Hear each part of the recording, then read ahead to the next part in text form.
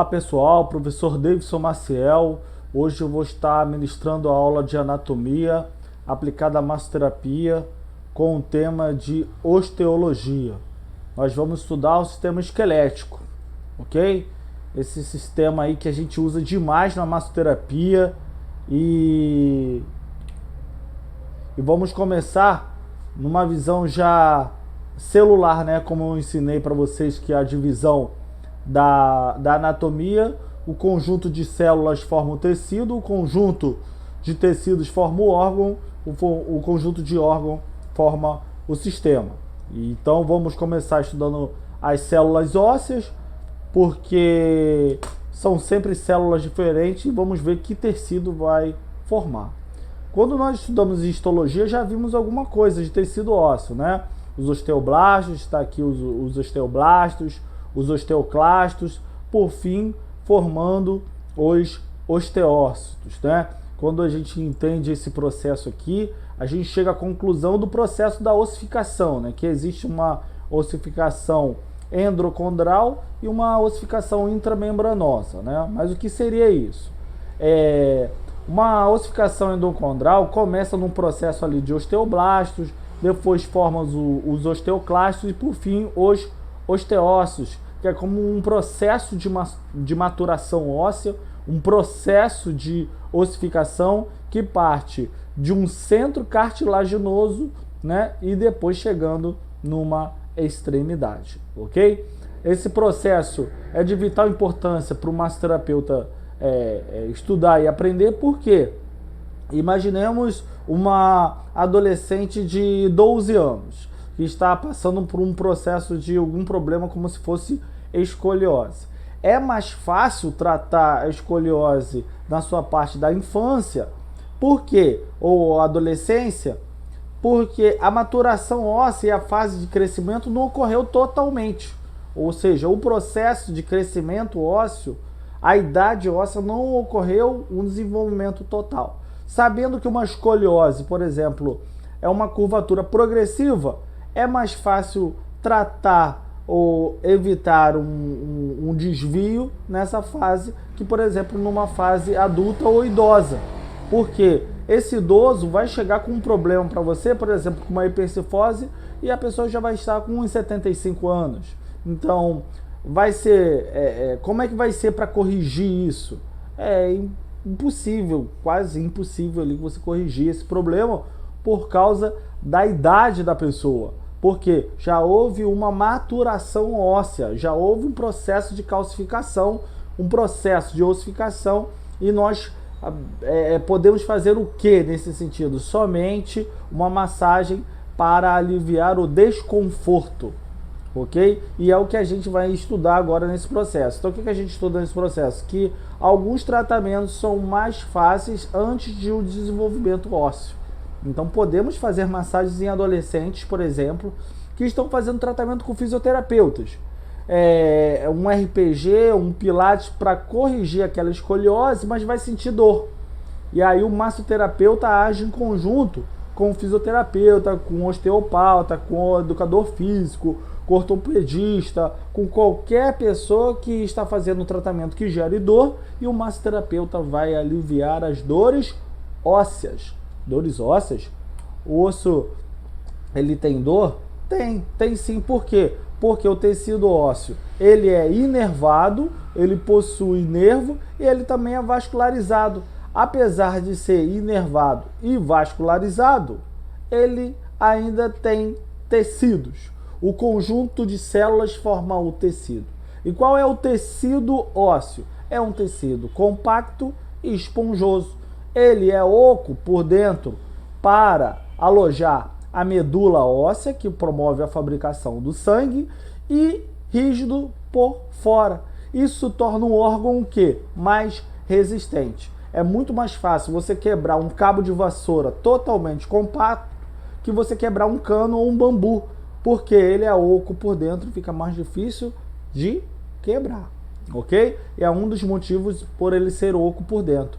Além disso, ele possui tecido conjuntivo, que é o periósteo, que é um tecido que vem por fora, e o endósteo, que é um tecido que vem por dentro. O que isso quer dizer para a gente? Quer dizer que as dores ósseas vão ser aliviadas com a massagem em dores ósseas. Ok? Meus alunos perguntam para mim, professor, a minha cliente está com muita dor no joelho, eu posso fazer massagem? Minha cliente está com muita dor na coluna, eu posso fazer massagem? A dor óssea vai ser aliviada com a massagem terapêutica, ok? Então, um conjunto de células forma o tecido, que vai ser o compacto e o esponjoso. As células são os osteoclastos, blastos e os osteócitos. E agora, o conjunto de tecidos forma o órgão osso, ok? Qual é a função do osso, né? Osso tem função de sustentação, osso tem função de proteção, osso tem função de pontos fixos de músculos, ossos tem função de fabricação de sangue pela medula óssea. Então essas são as funções dos ossos, e aí falamos do osso como um órgão, né? E o conjunto de órgãos forma o sistema. Que sistema é esse? Né? O sistema esquelético, ok? O sistema esquelético. Mas antes da gente falar ali do sistema esquelético, é bom a gente ressaltar, falar um pouquinho sobre a classificação dos ossos. Por quê? Imaginem vocês que a pessoa está com uma dor na região do fêmur, né? Uma dor femoral. Eu mesmo estou fazendo liberação miofascial em uma cliente devido a um tumor ósseo que o ortopedista encaminhou para que ela fizesse liberação miofascial na região coxofemoral, ou seja, envolvendo a região do fêmur, ok? Então, a massagem que é feita na região do fêmur é uma massagem diferente porque é um osso longo, ok? Vai possuir na sua parte principal, a diáfise, uma parte mais comprida e duas extremidades, tá? Então temos epífises, que são extremidades, e diáfise, que é o corpo de um osso, né? Que é chamado o fêmur. Agora, da outra forma que eu vou trabalhar, por exemplo, a região de síndrome do túnel do carpo, que seria uma inflamação aqui nas articulações carpo-falangianas aqui, da região de falanges, de região aqui de ulna, né? E de rádio, essa região aqui, né? Esse aqui é o osso do rádio, se não me engano, isso aí. Essa região de rádio, junto com carpo e metacarpo, né? Pressões, já trabalharia com pressões. Por quê? Aqui temos capitato, amato, trapézio, trapezoide, piriforme, pisiforme, semilunar. Então, essa região eu não trabalharia da mesma forma que trabalharia no osso longo. Por quê? São ossos pequenos, ossos curtos, achatados. Então, trabalharia mais com pressão e mobilização. Diferente da escápula, que é um osso plano, ok? Osso plano seria mais fácil de trabalhar a região, por exemplo, com instrumentos de liberação miofascial, porque vai ser mais fácil trabalhar daqui para cá, daqui para cá, daqui para cá, diferente de um osso curto. Agora, sem dúvida nenhuma, dos mais difíceis regiões de trabalhar, a vértebra ela se destaca. Por quê? Porque ela é irregular. Correto? Ela aqui tem um corpo dela, tem seus processos transversos, tem a espinha, tem um forame. Então ela não tem uma forma definida. Então ela se torna uma estrutura muito mais complexa. Então é chamado de osso irregular. Outros lugares vamos trabalhar com mais cuidado, como um osso sesamoide. Esse osso sesamoide é como se é a antiga rótula, é a patela. Por quê? Na patela existem ligamento colateral medial, colateral lateral, ligamento cruzado anterior, ligamento patelar. Então ela é envolvida por ligamentos e tendões, então é uma região para trabalhar com mais cuidado, ok? E por último eu quero falar um pouquinho dos ossos pneumáticos, que são ossos, aqui o exemplo do osso etimoide, que ossos que tem ali uma função muito mais oca por dentro. Então você vê quando a pessoa tem uma rinite, sinusite, inflamam-se os ossos por dentro. E aí fazer uma massagem facial vai aliviar todas essas tensões, porque existe inflamação interna, ok? Então é bom a gente estudar as classificações ósseas devido a essas coisas. Como eu disse que o conjunto de ossos vão formar o que? O sistema esquelético, vão formar o esqueleto, né? E quando a gente estuda o esqueleto humano, a gente entende que é um conjunto, é uma peça corporal, né? Uma estrutura corporal que possui 206 ossos. Olha a quantidade de ossos que tem um esqueleto humano, 206 ossos. Não necessariamente você tem que saber todos, mas tem que aprender os principais ossos. Por quê? Na massoterapia, quando você vai tratar uma determinada região, você vai trabalhar como? De acordo com o nome do osso. Se eu quero falar assim, para fazer uma massagem na nuca, eu não vou falar nuca, eu vou falar região occipital.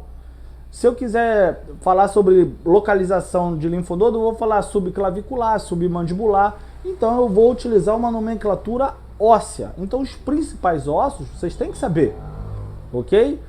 Mas professor, como que eu vou fazer para memorizar tantos ossos? A anatomia estuda por parte. Então a gente vai dividir o esqueleto por parte. E o esqueleto ele é dividido em dois: esqueleto axial e o esqueleto apendicular.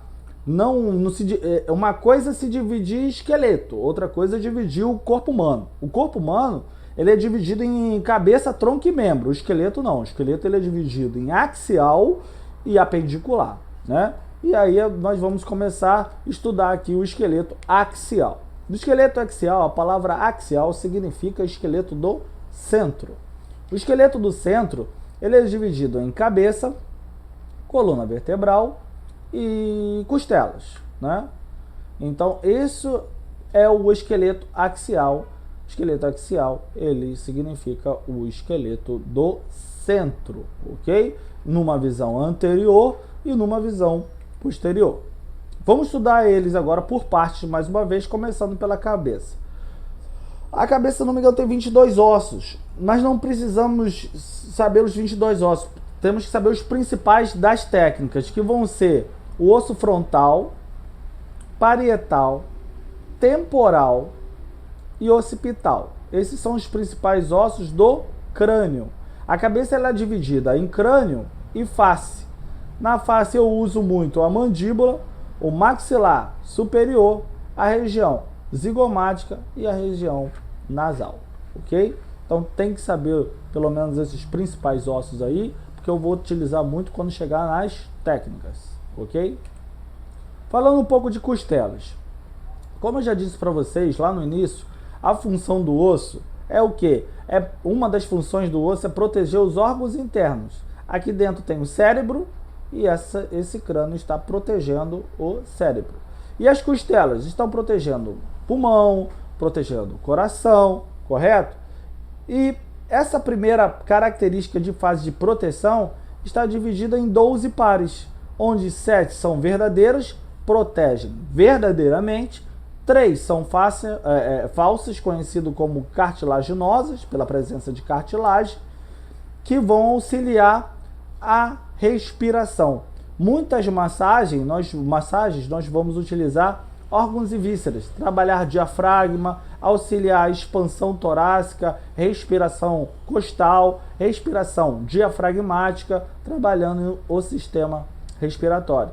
Então essas 3 falsas, elas são chamadas de falsa porque não protegem literalmente como as 7 verdadeiras que estão aqui em cima, ok? Elas atuam mais na expansão da inspiração e expiração, trabalhando pulmão e diafragma. E por último, as 2 costelas azuis aqui, que são costelas flutuantes, que normalmente as pessoas cerram porque não tem uma função muito específica, mas auxiliam somente no suporte. Lembrando, uma dica, se tem 12 costelas, é porque temos 12 vértebras torácicas atrás. 12 costelas, 12 vértebras torácicas. Aqui é o externo, que une as vértebras torácicas. E agora chegamos na coluna vertebral. A coluna vertebral, sem dúvida nenhuma, o massoterapeuta ele tem que dominar bem. Porque o símbolo da massoterapia envolve uma massagem na coluna vertebral, onde é o lugar que ele mais atua. É o lugar que ele mais atua é a coluna vertebral. Então ele tem que saber muito de coluna vertebral, né? Então a gente vai ter aqui uma linguagem básica de coluna vertebral, mas eu já vou dando de antemão aí que vocês comprem mais livros, que vocês façam curso, venham fazer cursos de massoterapia em coluna vertebral, porque vamos trabalhar ali 60% do nosso trabalho vai ser em cima de coluna vertebral, e aí a gente tem que saber bem, ok? Vou começar aqui falando sobre a numerologia dela. Ela possui 33 vértebras, ok? Ela possui 33 vértebras. Então podemos entender assim, e ela está dividida assim. São 7 vértebras cervicais. 1, 2, 3, 4, 5, 6, 7. Então não existe mais o termo pescoço. Agora vai ser chamado de região cervical, ok? Então, por exemplo, se a pessoa apresentar uma dor no pescoço, o laudo que vai vir vai ser cervicalgia, ok? Então, 1, 2, 3, 4, 5, 6, 7. Quando acaba a região cervical, ao invés de ser assim, 8, 9, até dar 33, não. Como a anatomia estuda por parte, acabou. Agora a parte torácica é outra parte. Então, se uma pessoa, por exemplo, tiver com uma hérnia de disco cervical, o que nós vamos pesquisar no laudo, no exame? Essa hérnia de disco está localizada onde? C6 e C7. Então, sexta vértebra cervical, sétima vértebra cervical. Logo que acaba essa parte, entra a parte torácica. E na parte torácica, já adiantado, temos o quê? 12 vértebras torácicas, T1 a T12. 7 vértebras cervicais, C1 a C7. Então temos T1, T2, T3, T4, a mesma coisa. Se uma pessoa tem uma hérnia de disco, tem uma hérnia de disco aonde? Já em T11 e T12. Então T11 e T12, ok? Então tá aqui a hérnia de disco, ok? Como a anatomia estuda por partes, o massoterapeuta também faz suas manobras por partes. Então isso é muito importante, de vital importância na profissão da massoterapia. Temos L1, L2, L3, L4 e L5, porque temos 5 vértebras lombares. A mesma coisa, eu tenho uma hérnia de disco. Qual localização? L4 e L5. L3, L2. Professor, tem diferença? Tem. Por quê? Por causa da inervação, que a gente vai estudar isso em neuroanatomia, não vamos adiantar agora. A princípio, vamos se focar aqui em entender as partes das vértebras, L1, L2, L3, L4, L5, ok? Essas aqui são as 5 vértebras lombares. Então, se tiver uma hérnia de disco entre L4 e L5, ele tem uma vértebra, ele tem aqui, ó, uma hérnia de disco nessa região. Se a pessoa tiver entre L5 e S1, então vai ter aqui nessa região, ok? As vértebras sacrais são fundidas, são juntas, ok? Então possui 5 vértebras, porém são juntas, são grudadas, ok? Então são 5 vértebras sacrais. E por último, 4 vértebras coxígenas, que é a região do cóccix, que também são fundidas, ok? Essas são a divisão das 33 vértebras. Podemos ver que a coluna vertebral ela possui curvaturas. Por quê? Quando a gente faz assim, qual é a função da coluna vertebral? Sustentar o corpo. Qual é a função, mais alguma função da coluna vertebral? Equilibrar o corpo, ok? E ele equilibra o corpo através das suas curvaturas. Qual mais uma função da coluna vertebral? Proteger a medula espinhal, ok? É mais uma função da medula espinhal, ok? Ou da coluna vertebral, proteger a medula espinhal. Mas eu quero te atentar agora para as curvaturas. Por quê? Às vezes a gente encontra aqui paciente, exame médico que fala assim, esse cliente está com uma lordose cervical, ele está com uma cifose torácica, ou ele está com uma lordose lombar, cifose sacral, mas espera aí, isso aí são nome de curvaturas, ok? Então, todo mundo tem uma lordose, todo mundo vai ter uma cifose, todo mundo vai ter outra lordose, todo mundo vai ter outra cifose, ok?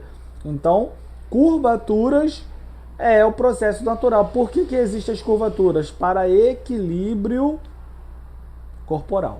Então, é necessário. Então, numa avaliação postural, nós olhamos demais o quê? Vamos observar se as pessoas têm umas curvaturas, se está corretamente as curvaturas. Isso faz parte da avaliação postural. Então, na parte cervical existe uma lordose, na parte torácica nós temos uma cifose, na parte da lombar outra lordose e sacral outra cifose.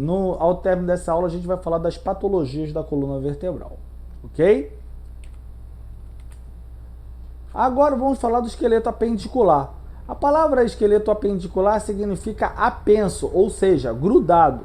O esqueleto axial é grudado, o apendicular é grudado ao esqueleto axial. E como que ele gruda ao esqueleto axial? Através de duas cinturas. A primeira é chamada de cintura escapular, formada por clavícula e escápula, que vai unir os membros superiores ao esqueleto axial. E a segunda é a cintura pélvica, formada por dois ilíacos, que vão unir os membros inferiores ao esqueleto axial, ok? Agora vamos estudar os ossos do membro superior, né? Húmero, rádio, ulna, carpo, metacarpo e falange, ok? Clavícula e escápulas são cinturas. Ossos dos membros inferiores: fêmur, patela, tíbia, fíbula, tarso, metatarso e falange. Ok? Agora vamos falar um pouquinho das patologias que envolvem os ossos. Existe uma especialidade da fisioterapia chamada de osteopatia. A pessoa ela vai estudar somente os problemas, as doenças ocasionadas, relacionadas, direcionadas a ossos. Veio uma cliente aqui para mim e falou assim: olha, Davidson, eu tô com a síndrome do piriforme. E porque os clientes eles já vêm falando o que eles têm, né? Eles já são os médicos, ou os médicos já vêm falar pra gente o que eles têm. Ó, Davidson, eu tô com um lombociatalgia. Aí eu fiz o teste do ciático e a pessoa estava sem dor. Aí eu fiz o teste do piriforme e a pessoa também estava sem dor. Aí eu falei: posso dar uma olhada no seu exame, na ressonância magnética? E apresentou ali problemas relacionados aos ossos, osteofitose, são os osteófitos, apresentou a espondilolistese, que a gente vai ver aqui daqui a pouco. Eu falei: o seu problema não é muscular e nem neural, nem nervoso, nem ciático, o seu problema é ósseo. Então existem profissões que tratam do problemas ósseos, por exemplo, o osteopata, patologias ósseas, osteologia, aula que a gente está tendo hoje, ok? Então, tem gente, não, eu gostei muito de coluna, eu gostei muito de esqueleto, eu gostei muito de osso, professor, eu tô apaixonado por coluna vertebral, como professor de vocês né? Eu sou apaixonado por coluna vertebral, olha aqui o símbolo da massoterapia, né? E então eu vou ser um osteopata. Quero bem para você, fazer o curso de fisioterapia depois dessa especialização, ok? Então, o que são os osteófitos? A palavra osteo já lembra osso, né? Então, osteófitos é essa degeneração óssea que vai formar ali um bico de papagaio, né? Conhecido, parece mais periquito, mas é conhecido popularmente como papagaio, porque vai ficar com uma forma arredondada, que é uma degeneração óssea, ok? Então, essa palavra osteófitos, osteofitose, demonstra essa degeneração óssea.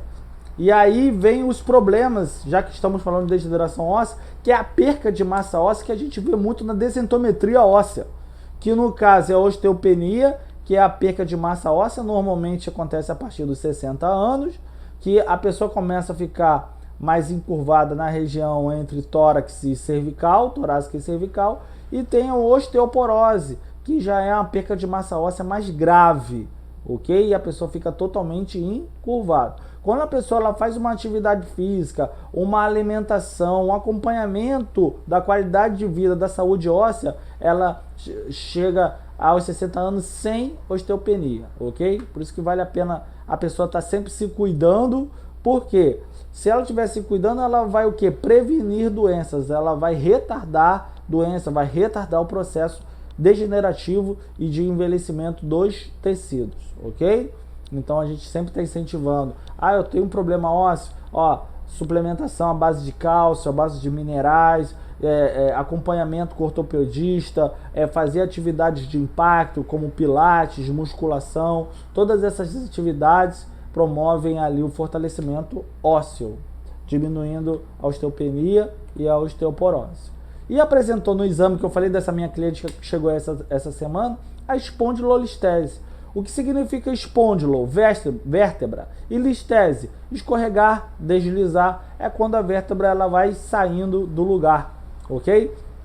Essas doenças, escoliose, hipercifose, espondilolistese, são doenças progressivas. Elas só pioram, não tem como melhorar dependendo da idade que a pessoa chega aqui, né? Então, aí as pessoas, querem fazer um tratamento com você, eu vou ficar sem dor, vou melhorar? Não, a gente vai retardar o processo. E aí a gente começa a estudar técnicas específicas. Muitos clientes meus, eu estudo o cliente para fazer o tratamento. Eu tô com uma última cliente agora de escoliose, que eu estudei elas 2 semanas para elaborar um programa de tratamento para ela de 3 meses, envolvendo colete, multidisciplinar, fisioterapia, educação física, vários outros profissionais trabalhando junto comigo para que eu tenha êxito no meu trabalho. Então, muitas das vezes eu estudo o problema do meu cliente para fazer tratamentos específicos, ok? Então, você não tem que saber tudo, mas pelo menos pesquisar e se atualizar para fazer o melhor tratamento vai ser muito válido, ok? Aí temos os desvios posturais, como eu já disse para você, cifose todo mundo tem, mas tem gente que tem hipercifose, ok? E essa hipercifose, ela poderia ser tanto cervical, ou tanto torácica quanto sacral. A pessoa tem hiperlordose, que quanto poderia ser cervical como lombar. E quando o desvio ele é voltado, vamos dizer assim, para trás, vamos chamar ele de cifose. Quando desvia para frente, a barriga está indo para frente aqui, vamos dizer assim, né? Vamos chamar ele de lordose. Mas quando é para o lado? Quando é para o lado é chamado de escoliose. Então essa escoliose poderia ser cervical, torácica, lombar, ok? Então dependendo da onde que esteja. Tem aqui alguns exemplos, né? Do que seria. E esse termo, professor, que você não me explicou aqui, ó, retificação. A retificação é uma coluna reta, é plana. É quando a pessoa ela não tem curvatura. Quando a pessoa não tem uma curvatura cervical, por exemplo, é chamada de retificação cervical. Não tem curvatura do tórax, retificação torácica, não tem curvatura na lombar, seria uma retificação lombar, uma hiperlordose lombar, uma hipercifose sacral, e aqui uma anterorização de cabeça, e aqui uma postura totalmente correta, que é o estudo da posturologia. Ok, pessoal? Então essa foi a aula de osteologia, espero ter ajudado, esclarecido, se aprofundem dentro da anatomia, principalmente de coluna vertebral, porque o massoterapeuta é referência de tratamento de coluna vertebral. Olha o nosso símbolo aqui. Até a próxima aula, professor Davidson.